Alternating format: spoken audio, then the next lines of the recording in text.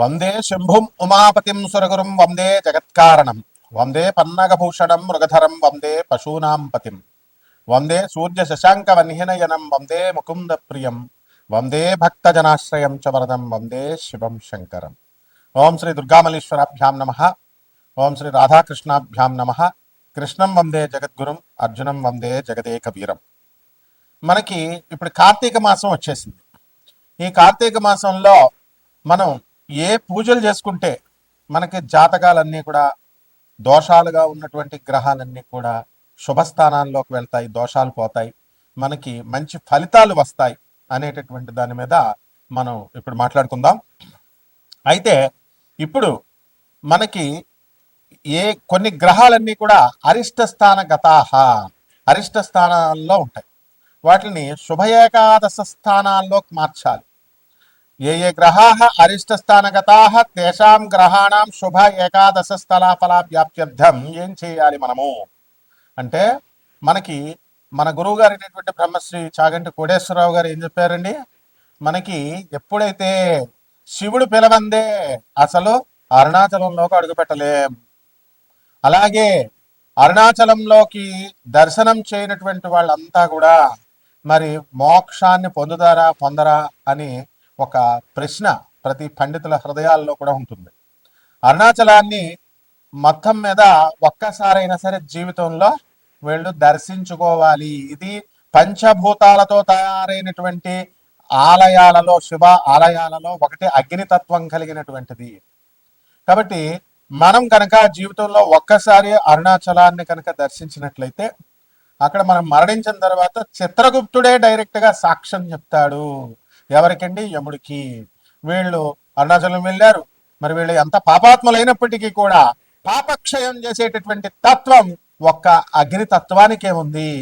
ఆ అగ్నితత్వ రూపుడైనటువంటి పరమేశ్వరుడు, అరుణాచలేశ్వరుడు మనకి వీళ్ళ దర్శనం చేసుకొని వచ్చారు, వీళ్ళ పాపాన్నంతటినీ కూడా క్షయం చేశారు అని చెప్పి చిత్రగుప్తుడి స్వయంగా మన యొక్క ఖాతాల్లో, తప్పుల ఖాతాల్ని ఆయన రద్దు చేసేస్తాడు. ఇది శాస్త్రవచనం. కాబట్టే మనందరం కూడా ఏం చేస్తున్నారు? అన్నామలై, తిరువన్నామలై వెళ్తున్నారు, అరుణాచలం వెళ్తున్నారు. అయితే అదే పనిగా పదే సార్లు వెళ్ళాల్సినటువంటి అవసరం లేదు.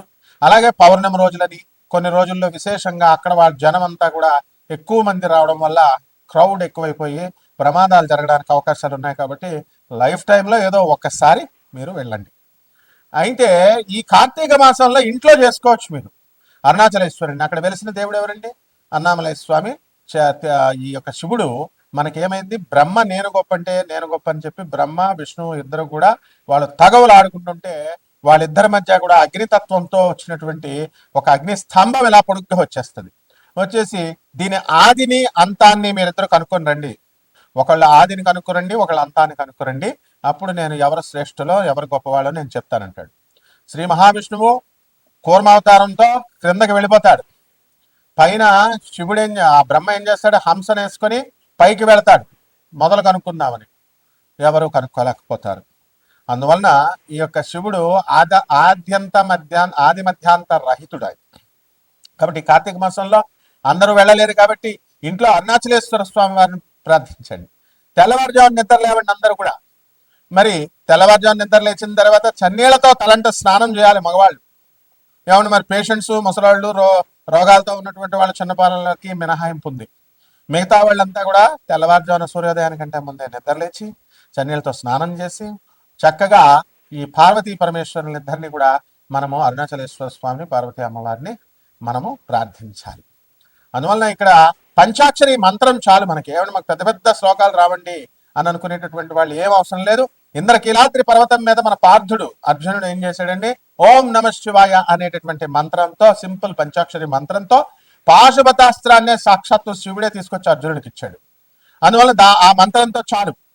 మారేడాకు మాకు దొరకట్లేదండి అని అనుకునేటటువంటి వాళ్ళు ఏదో మొత్తం మీద కార్తీక మాసంలో ఒక్కసారి మారేడాకు మీదతో శివలింగం పైన పెట్టి ఇంట్లోనే ఈ యొక్క బటన వేలు కంటే చిన్న శివలింగాన్ని మీరు పెట్టుకోవచ్చు. ఏమన్నా శివలింగం అంటే మాకు భయం వేస్తుంది అండి అనుకునేటటువంటి వాళ్ళు ₹1 పిల్లని శివలింగంగా పెట్టుకుని ఇంట్లో పూజ చేయండి, అభిషేకం చేయండి. ఓం నమస్తే అస్తు భగవన్ విశ్వేశ్వరాయ మహాదేవాయ త్ర్యంబకాయ త్రిపురాంతకాయ త్రికాగ్నికాలాయ కాలాగ్ని రుద్రాయ నీలకంఠాయ మృత్యుంజయాయ సర్వేశ్వరాయ సదాశివాయ శ్రీమన్మహాదేవాయ నమః అంటూ వచ్చిన వాళ్ళు చదివండి. రానటువంటి వాళ్ళు ఓం నమ శివాయ మంత్రంతో చేయండి. మొత్తము ఇదిగో నాకులాగా 3 నామాలు పెట్టుకోవాలా. అలాగే చందనం పెట్టుకోండి. ఈ భస్మాన్ని ధారణ చేయడం వల్ల మనకి పాపాలన్నీ కూడా నశిస్తాయి అని చెప్పి గురు చరిత్రలో దత్తాత్రేయ స్వామి వారు కూడా నృసింహ సరస్వతి స్వామి గారుగా భస్మధారణ యొక్క మహిమను గురించి ఆయన తెలియజేశారు. కాబట్టి ప్రతి ఒక్కళ్ళు కూడా ఈ యొక్క అరుణాచల చరిత్రను మనం కనుక తీసుకున్నట్లయితే సాక్షాత్తు ఒక భక్తుడు మరి ఒక భక్తుడు ఉండేవాడు. మన గురుదేవులైనటువంటి నండూరు శ్రీనివాస్ గారు కూడా ఆయన వీడియోలో ఎన్నోసార్లు చెప్పారు. ఆ భక్తుడు ఏం చేశాడు, కుమారస్వామి ఉపాసకుడు. అయితే కొన్ని తప్పుదోవలు పడతాం, డీవియేషన్ అవుతూ ఉంటాం. అందువల్ల కామా తురాణ లజ్జ నా భయం, కామంతో కళ్ళు మూసుకున్న వాడికి ఏమవుతుందండి, సిగ్గు శరం భయం మానం అన్ని వదిలేస్తాడు. వదిలేసి వాడు వేశ్యాలోలుడు అయిపోయాడు. వేశ్యల దగ్గరికి వెళ్తున్నాడు. అక్క ఏం చేసింది, వాడికి తల్లిదండ్రులు లేరు, ఒకే ఒక అక్క ఉంది. ఆ అక్క వీడికి పెళ్లి చేసింది. పెళ్లి చేస్తే వీడు శుభ్రంగా పెళ్లంతో కాపురం చేసుకోకుండా పొరుగింటి పుల్లకూర రుచి, మన ఇంట్లో గోంగూర ఉన్నా అది రుచి కాదు. ఇండియాలో మనం ఉంటున్నా సరే ఇండియా గొప్పతనం మనం చెప్పుకోం. ఫారెన్ వెళ్ళాలందండి, అమెరికా వెళ్ళాలంది, విదేశాలు చాలా గొప్పవాళ్ళండి, విదేశాలు చాలా గొప్పవండి. నా మొగుడిని నేను విదేశాలకు తీసుకెళ్తాడని నేను పెళ్లి చేసుకుంటే వీడు ఫ్యామిలీ మ్యాన్ అయిపోయి అమ్మ చెల్లెళ్ళు అక్కలు చెల్లెళ్ళు అంటున్నాడండి అని బాధపడేటటువంటి ఆడవాళ్ళు చాలా మంది ఉన్నారు. అటువంటి వాళ్ళందరికీ కూడా ఈ యొక్క పొరుగింటి వాళ్ళు ఎలాగైతే రుచిగా, పొరుగింటి పుల్లకూర ఏ విధంగా అయితే రుచిగా ఉంటుందో ఆ విధంగా వీడు తన సొంత భార్యతో కాపురం చేసుకోకుండా మొత్తం ఊళ్ళో ఉన్నటువంటి వేశ్యలందరి దగ్గరికి వెళ్తున్నాడు. ఒక రోజున వచ్చి విసిగిపోయినటువంటి అక్క, ఒరే ఇంత కామాంధుడు అయిపోయావు, కాబట్టి నువ్వు నన్ను అనుభవించు, నువ్వు కామం కోసమే కదా అని తన శరీరాన్ని ఇలా చూపించేసరికి హడిలిపోయినటువంటి వాడు ఛీ నా జీవితం ఇంతే అని చెప్పేసి మరి ఆయన ఏం చేశాడు, ఈ యొక్క కొండ పైనుంచి దూకేశాడు. ఇదిగో ఇవి గోపురాలు, కిలా గోపురం, బల్లాల గోపురం ఇవన్నీ ఉన్నాయి. ఒక గోపురం మీద నుంచి దూకేశాడు. దూకేస్తే సాక్షాత్ కుమారస్వామి ఉపాసకుడు కాబట్టి కుమారస్వామి వచ్చేలా స్వయంగా ఆయన ఇలా పట్టుకున్నాడు. పట్టుకునేసరికి ఏం జరిగిందండి, వాడు మోక్షాన్ని నాలిక పైన బీజాక్షరాలు రాస్తే మహా ఉపాసకుడిగా మారిపోయాడు. ఇది ఒక కథ. మన గురువు గారు నండూరు శ్రీనివాస్ గారు ఇంకా రమ్యంగా వివరించారు. అలాగే రెండవది ఇంకొక శివుడు సాక్షాత్తు ఈ యొక్క అరుణాచలం పరిపాలించేటటువంటి రాజుని మనం ఏం చేయాలి, రాజును పరీక్షించాలనుకున్నాడు. అందుకని ఒక సన్యాసి వేషంలో వచ్చాడు. తన శిష్యులందరినీ కూడా తీసుకొచ్చి, ప్రమద గణనాథులందరినీ కూడా తీసుకొచ్చి సన్యాసుల రూపంలో తీసుకొచ్చి రాజుని ఏమని అడుగుతాడంటే, మీ రాజ్యంలో ఉన్నటువంటి వేశ్యలందరినీ కూడా తీసుకొచ్చి మా శిష్యులకు అప్పచెప్పేయమంటాడు. అప్పచెప్పేయమంటే ఇదే వింత కోరిక ఎవడో ఇలా అడగడని చెప్పేసి ఆ రాజు మొత్తం మీద ఆయన రాజ్యంలో ఉన్నటువంటి వేశ్యలందరినీ తీసుకొచ్చి అతనికి అప్పచెప్పేస్తాడు. అయితే ఆఖరిగా మంచం మీద కూర్చున్నటువంటి ఆ యోగి గురువు ఎవరైతే ఉన్నాడో సాక్షాత్తు శివుడు మారువేషంలో ఉన్నతను ఏమడుగుతాడు, నాకు కూడా ఒక వేశ్య కావాలంటే అప్పటికే రాజ్యంలో ఉన్నటువంటి వేశ్యలంతా కూడా అపాయింట్మెంట్ ఫిక్స్ అయిపోయినాయి అందరికీ. ఇంకా ఎవరు కూడా నో వేకెన్సీ, ఎవరు ఖాళీగా లేరు.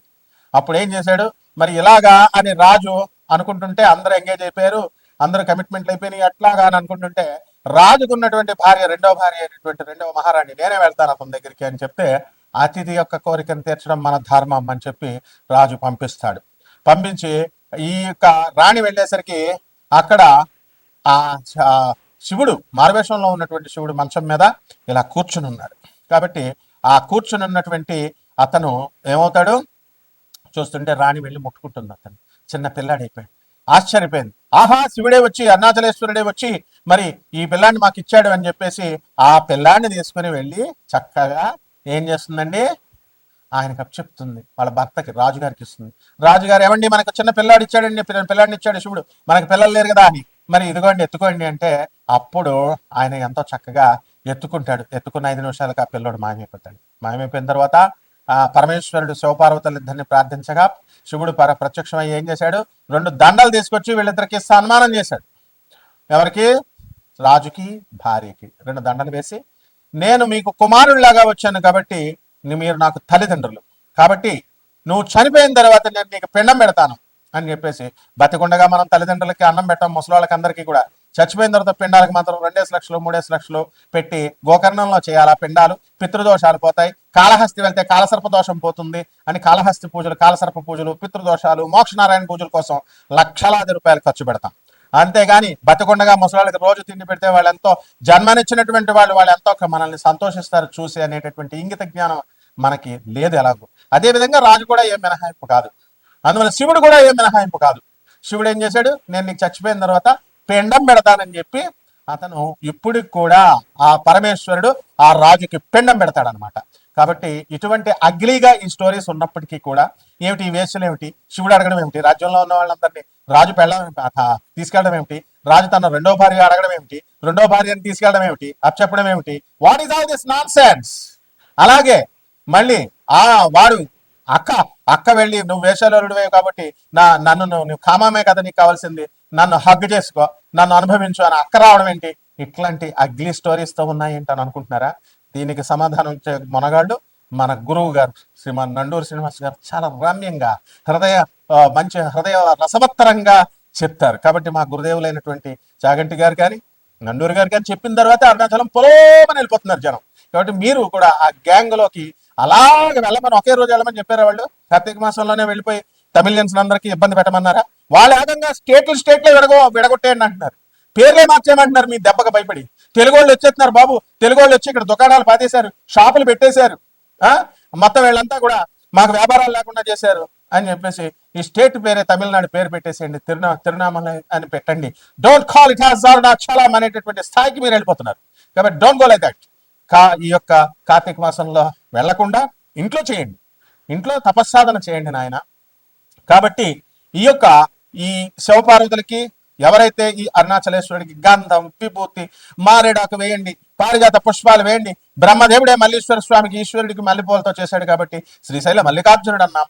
అలాగే మన బెజవాడ కనకదుర్గమ్మ దేవాలయంలో మల్లెపూలతో బ్రహ్మదేవుడే పూజ చేశాడు కాబట్టి అక్కడ శివుణ్ణి మల్లీశ్వరుడు అన్నాం, దుర్గా మల్లీశ్వరుడు అన్నాం. కాబట్టి ఇక్కడ మనకి ఈ సంవత్సరంలో ఉన్నటువంటి గ్రహ స్థితిగతులను కనుక మనం చూసుకున్నట్లయితే శని వక్రించి ప్రస్తుతానికి ఈ రోజుకి శని వక్రించి మీనరాశిలో ఉన్నాడు, రాహు మరి కుంభరాశిలో ఉన్నాడు, మరి కేతు సింహరాశిలో ఉన్నాడు, గురుడు మా యొక్క కర్కాటక రాశిలో ఉన్నాడు, శుక్రుడు కన్యా రాశిలో ఉన్నాడు, ఆ తర్వాత తులారాశి స్వక్షత్రగతుడు అవుతున్నాడు కొన్ని రోజుల్లో నవంబర్ మధ్యలో. ఆ తర్వాత రవి ఇప్పుడు 17వ తారీఖు వరకు 16వ తారీఖు వరకు తులలో ఉన్నాడు, ఆ తర్వాత నీచపట్టి ఉన్నాడు, ఆ తర్వాత వృశ్చిక రాశిలోకి వెళ్ళిపోతాడు. కుజ బుధులు ఇద్దరు కూడా వృశ్చిక రాశిలో ఉన్నారు. ఈ గ్రహస్థితిని అనుసరించి మిమ్మల్ని ఏమండి మా పెళ్ళం తంతుందండి రోజు, ఏమండి నా పెళ్ళం ఎండం లేదంటే దూది పెట్టుకో.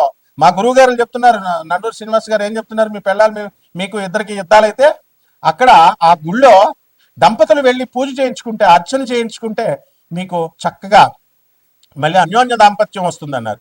గుడికి కలెక్షన్ వస్తుందేమో తప్ప మీరిద్దరు అర్చన చేయించుకున్నంత మాత్రాన మీకేమీ కలిసిపోరు. ఈ గోలు పక్కన పెట్టుకోవాలి. అంటే మరి గురుగారు తప్పు చెప్పారా? గురుగారు కరెక్టే చెప్తారు, ఎప్పుడు ఏ గురువు అయినా కరెక్టే చెప్తాడు.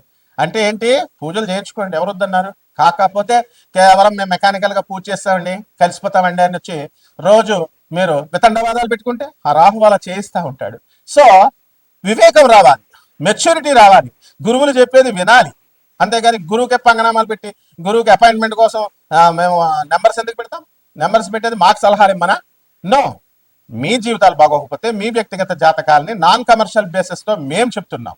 సో ఈ ఛానల్ అందించేటటువంటి అపూర్వ అవకాశం ఏమిటంటే నాన్ కమర్షియల్ ఆస్పెక్ట్ తో యుఎస్ఏలో నాసా రిపోర్ట్స్ ఆధారంగా అమెరికన్ గవర్నమెంట్ అది, అమెరికన్ ఆర్మీది అంత కష్టపడి వాళ్ళు ఇచ్చేటటువంటి రిపోర్ట్స్ తో పేదవాళ్ళు మీ అందరికీ కూడా మోడర్న్ సైన్స్ ని అప్లై చేస్తూ ఏన్షియంట్ ఆస్ట్రాలజీని ప్రాచీన జ్యోతిష శాస్త్రాన్ని మిళితం చేసి మేము చెప్తుంటే నెంబర్లు డిస్ప్లే అవుతున్నాయి కదా. ఏ గురువు నెంబర్ అన్నా ఉందా? మరి మా గురువు గారు నండూరు గారు లేకపోతే చాగంటి గారు వాళ్ళ నెంబర్లు పెట్టుకుంటారు అక్కడ? ఓన్లీ మనమే పెడతాం మన నెంబర్. పెడితే మీరు చక్కగా యూజ్ చేసుకోవాలి, అంతేగాని రాత్రులు ఫోన్ చేసి తిడుతుంటే సో అది మంచి పద్ధతి కాదు. And you will not be see what will happen, you will be thrown into the hell. So you renovate your life, you renovate the society. మీరు చేయండి. ఆ విధంగా గ్రహాలన్నీ కూడా ద్వాదశ రాశుల వారికి ఏం చేస్తాయి అనేటటువంటిది మీ వ్యక్తిగత జాతకం కోసం తెలుసుకోవడం కోసం స్క్రోల్ అయ్యేటటువంటి నెంబర్స్కి మాక్ చేయండి. అలాగే తప్పకుండా సలహాలు చెప్పడానికి, తప్పకుండా మీకు మీ జీవితాన్ని ఉద్ధరించుకోవడానికి తప్పకుండా మేము హెల్ప్ చేస్తాం. ఈ రాశుల వారికి ఒక్కొక్క రాశి వారికి ఏ విధంగా జరగబోతుందో విడివిడిగా చెప్తున్నాం. మకర రాశి. ఈ మకర రాశి వారికి అందరికీ కూడా ఆదాయాలు బ్రహ్మాండంగా పెరిగినాయి, జీతభత్యాలు పెరిగినాయి, డబ్బు పుష్కలంగా వస్తుంది, బంధువులు కూడా పరివారం కూడా ఫ్రెండ్స్ అందరూ కూడా పుష్కలంగా వస్తారు, మరి ఖర్చులు కూడా అధికంగా ఉంటాయి. అయితే ఈ మకర రాశి వారికి అందరికీ కూడా చాలా మందికి భార్యాభర్తల మధ్య వివాదాలు జరుగుతున్నాయి, కోర్టుల్లో కేసులు వేసుకున్నారు. ఆల్రెడీ కోర్టుల్లో ఉన్నటువంటి వాళ్ళు ఇంకా కూడా మీకు ముందుకు వెళ్ళడం లేదు కేసులు. అండ్ మీకు అనుకూలంగా మీ భార్యల పట్ల మీరు కనుక కేసులు వేస్తే మీకు అనుకూలంగా కేసు తీర్పు రాదు. మీ భార్యకి ఫేవరబుల్గా కేసు రావడానికి అవకాశాలు ఉంటాయి తీర్పులు. అదేవిధంగా ఈ యొక్క మకర రాశి వాళ్ళు ఆల్రెడీ ఇళ్ళు కట్టేసుకున్నారు, చాలామంది కొనేసుకున్నారు. వాటి ఈఎంఐలంతా కూడా కట్టడంలో ఇబ్బందులు పడుతున్నారు. అయితే మామగారుల మీద కోపంతో, అత్తగారుల మీద కోపంతో మీ భార్యను దూరంగా పెట్టడం అనేటటువంటి జరుగుతుంది. వాళ్ళ కూడా మీ భార్యలు కూడా మీరు ఒకవేళ నిజంగానే మంచి నాలెడ్జ్ ఇచ్చినప్పటికీ కూడా మరి వాళ్ళు ఎట్టి పరిస్థితుల్లో తమ తల్లిదండ్రుల మీద, తమ పుట్టింటి వాళ్ళ మీద ఉన్నటువంటి ప్రేమ అధికమైపోయి వాళ్ళు కూడా మిమ్మల్ని పట్టించుకోకపోవడము అనేటటువంటిది చేస్తారు. అలాగే వాళ్ళు కూడా మిమ్మల్ని వేధించడం చేస్తారు. వేధించి ఏం చేస్తారు? పిల్లలు పుట్టేశారు మీకు, కాబట్టి కంపల్సరీ పిల్లల భవిష్యత్తు రీత్యా మీరిద్దరు కూడా కాంప్రమైజ్ అవ్వాల్సినటువంటి అవసరం ఉంది. కాబట్టి ఈ యొక్క అడ్వకేట్లు, మరి లాయర్, ఈ యొక్క పోలీస్ ఆఫీసర్లు, మరి కోర్టులు ఇవన్నీ కూడా మిమ్మల్ని కలపాలని ఎంత రీకౌన్సిలింగ్లు చేస్తున్నా, రీకౌన్సిలింగ్లు చేస్తున్నా సరే ఫోన్ స్విచ్ ఆఫ్లు పెట్టేసుకొని మీరు పారిపోతున్నారు తప్ప కంపల్సరీ మనం మరి ఆ సమస్యను పరిష్కరించుకోవాలి, లేదా మనము విడాకులు తీసుకొని శాశ్వత పరిష్కారాన్ని చూసుకోవాలి అనేటటువంటి దిశగా మీరు ప్రయత్నించడం లేదు. ఈ విధమైనటువంటి అతి తెలివితేటలు, ఓవర్ థింకింగ్లు, ఓవర్ అనలైటికల్గా ఉండేటటువంటి వాళ్ళకి కంపల్సరీ దెబ్బ మీద దెబ్బ తగలడానికి అవకాశాలు ఉంటాయి. ఆ తర్వాత గొక్క తిప్పుకోకుండా మిమ్మల్ని మీరు ప్రాబ్లమ్స్లో ఇరుక్కుపోతారు. కాబట్టి పరిహారాలు మనకు ఈ మకర రాశి వాళ్ళకి అందరికీ కూడా ఏం చేసుకోవాలంటే, ఈ యొక్క గురుడు బ్రహ్మాండంగా ఉన్నాడు. అయితే ఈ యొక్క రవి కేంద్రంలో ఉన్నప్పటికీ కూడా మీకు శుభ ఫలితాలను ఇవ్వడం లేదు. కాబట్టి ఈ రవి జపం చేసుకోండి, రవి స్తోత్రాలు చదవండి, రవికి కిలోం పావు గోధుమల్ని, ఎరుపు రంగు వస్త్రాలను ఇచ్చి పేద బ్రాహ్మణులకి ఆదివారం నాడు ఉదయం 6 గంటలకి దానం చేసుకోండి. దశమహావిద్యల్లో ఒకటైనటువంటి త్రిపుర భైరవి అమ్మవారి యొక్క హోమాన్ని మీ ఇళ్లలో చేసుకోండి, లేదా త్రిపుర భైరవి మంత్ర జపాన్ని, మంత్ర అనుష్ఠానాన్ని చేసుకోండి. రావి చెట్టు చుట్టూ ప్రదక్షిణాలు చేసుకోండి. ఈ విధంగా మీరు చేసుకోవడం ద్వారా బ్రహ్మాండంగా ఉంటుంది. శుభమస్తు.